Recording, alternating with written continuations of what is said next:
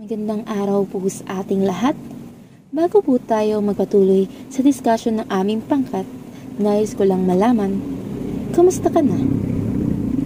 Naway na sa mabuting kayong kalagayan. At narito ang ilang tao na na-interview namin patungkol sa aming tatalakayin.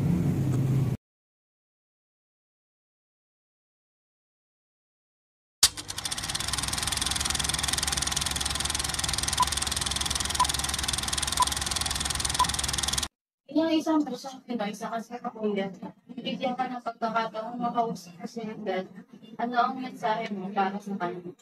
Ang masasabi ko lang kayo, Sir Rizal, maraming salamat kasi maraming kabataan ang natutong magbasa, magsulat, at naging siyang magandang ehemplo sa mga kabataan ngayon dahil sa kanyang kabayanihan na ginawa dito sa Pilipinas para hindi tayo masakop ng ibang bansa. Sa iyong opinyon, ano-ano ang katangian ng isang tao para masabi na siya ay karapat-dapat maging isang bayani? Siguro dapat may pagmamahal sa bayan, tas may paninindigan, tsaka dapat parang ipaglaban niya kung ano yung tama at dapat sa kanyang nasasakupan. Good afternoon, sir. Rate mo kung gaano mapagmahal ba sa Pilipinas? Para sa akin, re-rate ko talaga is 10 talaga para sa ganito.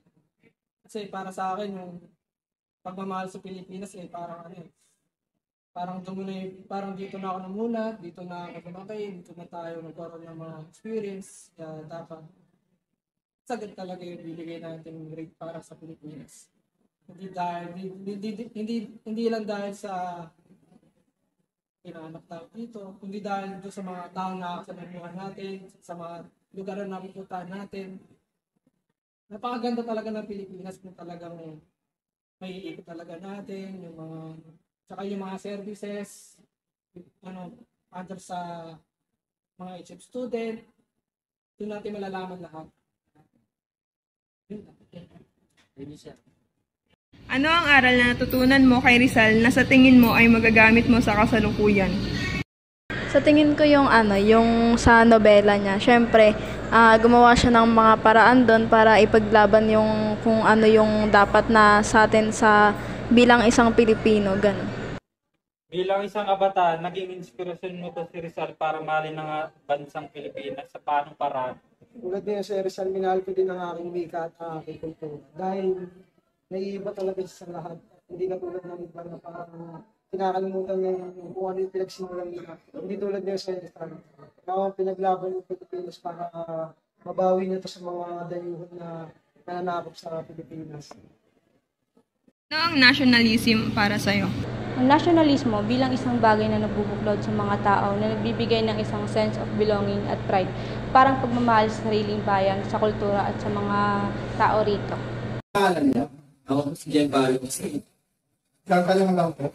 Dahil yung opinion, ano ang katangian ng isang tao para masabi na siya ay karapat-dapat maging isang bayan? Bilang isang tao, para matawag siya ng karapat-dapat bilang isang bayani, ay isa lang ang dapat yung kung ano yung pinapakita niya ng pagtulong sa kapwa niya, kung ano yung malaking nakuha niya sa ibang buhay ng ibang tao.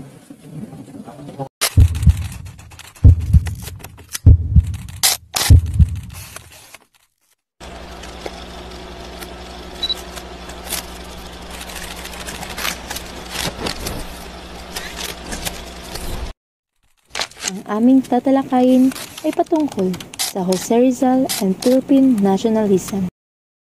Nation and Nationalism. Jose Rizal is commonly known as the father of Filipino nationalism and the first Filipino, not because he helped establish an independent Philippine state. Batay sa konteksto ng nasyonalismong Pilipinas, ang unit na ito ay tumutugon sa kapansin-pansin ng ating pambansang bayani na si Dr. Jose Rizal. At ito ay nagpapakita kung paano ang mga Pilipino ay may kabayanihan na pag-uugali at si Rizal din ang lumikha ng konseptualisasyon sa ating pagiging Pilipino bilang isang ethnopolitical. Bilang ating pambansang bayani, makikita natin na mayroon din siyang kaalaman pagdating sa mga filosofiya at aphorism. na mas bumuo sa kanya bilang isang tao na may mentalidad hindi lamang ang ating bayani. What is nation? A nation is a group of people who share a common identity, often based on factors like language, culture, history, or territory. Here are some characteristics of a nation. The first one is the shared identity. People within a nation often feel a sense of belonging and connection to each other based on common values, beliefs, and experiences. The second one is the common culture. Nations often have shared traditions, customs, arts, and way of life that contribute to their unique identity. And the third one is the historical consciousness. A shared history, including both triumphs and struggles, helps to bind a nation together. And the fourth one is the territory. While not always a defining factor, nations often have a specific territory that they consider their own. And the last one is the political self-determination. Nations often strive for some degree of political autonomy, either through independence or within a larger state. And it is important to note that this characteristic can be complex and sometimes overlap. While some nations fit this description clearly, others might be more fluid or contested. Ang nationalism ay kamalayan na ang isang bansa ay umiiral at binubuo ng mga taong tapat, hindi lamang sa isang angkan, lipi o rehiyon, o maging sa isang relihiyon o pangkat pampolitika. Ang nasyonalismo ay hindi lamang isang bugso ng damdamin, bagkus ito ay dulot ng iba't ibang kadahilan ng pampolitika, pang-ekonomiya, panlipunan at pangkaisipan. Unti-unti itong nabubuo matapos ang mga pangyayaring pinagdaanan ng isang pangkat ng tao sa isang partikular na lugar. Ang nasyonalismo ay ang masidhing pagmamahal at pagpapahalaga sa inang bayan, kasabay ang matinding hangarin na magkabuklod-buklod at maging malaya sa pang-aalipin ng mga dayuhan. Pinalago ito ng mithiing panlahat at ng pambansang pagkakaisa. Elements of nationalism. Una, culture, shared beliefs, and a way of life create a common bond. Ang kultura ng isang bansa, kabilang na ang mga tradisyon, paniniwala, at paraan ng pamumuhay, ito ay nabubuo sa isang malalim na koneksyon sa mga tao. Kapag pareho ang mga tao ng isang kultura, mas nagiging malakas ang kanilang pagkakaisa. Pangalawa, history. A shared past connects people as a group. Ang kaysaysayan ng isang bansa ay isang mahalagang bahagi ng pagkakakinlangan. Ang mga karanasan, tagumpay at pagsubok sa nakaraan ay nagdudulot ng pagkakapareho at nagbubuklod sa mga tao bilang isang grupo. Pangatlo, religion. A common religion helps unite people. Ang pagkakaroon ng isang karaniwang relihiyon ay nakakatulong sa pagbubuklod ng mga tao.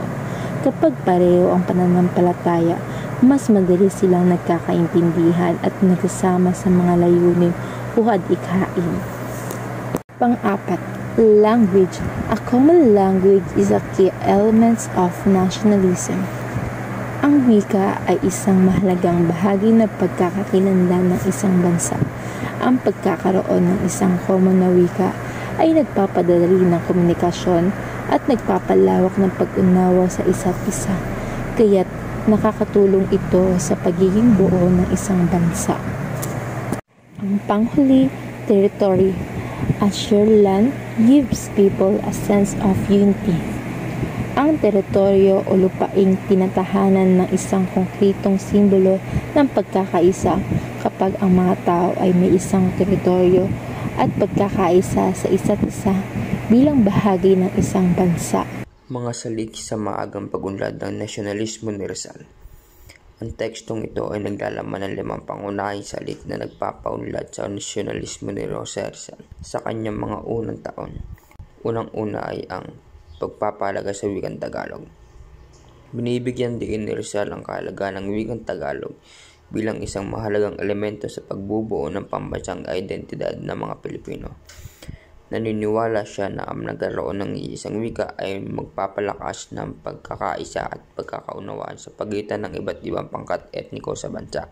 Pangalawa, pagpuna ng mga praile. Hayagang tinuliksa ni Rizal ang mga praile dahil sa pang-aabuso ng kanilang kapangyarihan at impluwensya sa mga Pilipino. Kinondena niya ang kanilang pagsasamantala at pagpapakita ng kasakiman at maling moralidad. Ang pagbatikos na ito ay nagsilbing gasolina sa kanyang pagsusulong ng nasyonalismo. Ikatlo, pagtatanggol sa karapatang sibil. Ipinaglaban ni Rizal ang karapatang sibil ng mga Pilipino laban sa pang-aapi at kawalan ng katarungan sa ilalim ng pananakop ng Espanya. Pinatunayan nito ang kanyang pagmamahal sa bayan at ang kanyang pagnanais na makamit ang kalayaan at katarungan para sa kanyang mga kababayan. Pang-apat, kapangyarihan ng panulat. Natuklasan ni Rizal ang malaking impluwensya ng panulat sa pag-aalsa ng kamalayan ng mga Pilipino. Ginamit niya ang kanyang mga akda upang pakwawin ang damdamin ng kanyang mga kababayan at hikayatin sila na lumaban para sa reforma at kalayaan. Ang kanyang mga sinulat ay nagsilbing inspirasyon sa pag-usbong ng nasyonalismo. At ang ikalima, unti-unting pag-usbong ng nasyonalismo. Naniwala si Rizal sa isang unti-unting pag-unlad ng nasyonalismo para sa kanya. Ang nasyonalismo ay hindi lamang damdamin, kundi isang proseso ng pagkikilala sa sarili bilang bahagi ng isang bansa. At ang pagsusulong ng kapakanan nito, ito ay isang pagkakaisa ng mga tao na may magkakatulad na mitdiin at layunin para sa kanilang bansa. Reasons for modern Philippine nationalism. Number 1, the Manila and its relationship to Spanish government in the church to help stimulate revolution. Ang mga polisiya at batas ng mga Espanyol ang nagtulak sa mga Pilipino na mag-isip at umaksyon laban sa pang-aapi at pagsasamantala nila. Isa rin sa mga mahalagang institusyon sa Maynila noong panahon ng kolonyalismo ang simbahan. Sa pamamagitan ng Biblia at iba pang aral ng simbahan, naging instrumento ang simbahang Katoliko sa pagpigil sa mga Pilipino na magrebelde laban sa Espanya.